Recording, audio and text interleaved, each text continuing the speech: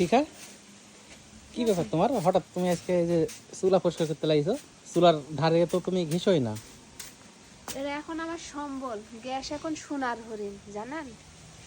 Gas এখন সোনার হরিণ, গ্যাস খুঁজাও পাওয়া যাচ্ছে না, গ্যাসের সিলিন্ডার। তো এখন থেকে এরাতে আমি রানবো, গ্যাস সোনা থাক, ফরক ফরক এখানে। এতদিন ছিল অযত্নে, এখন এই গ্যাস সোনার হরিণ হয়ে গেছে, গ্যাস খুঁজে পাওয়া যাচ্ছে না, ওই জন্যে এই চুলার কাছে ভিড়িছো।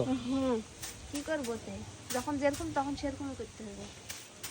আর আমার চুলের পরে তার সাথে তুমি অবাক হয়ে গেছেন নাকি? অবাকই তো। এটা সরান এই দিবেন।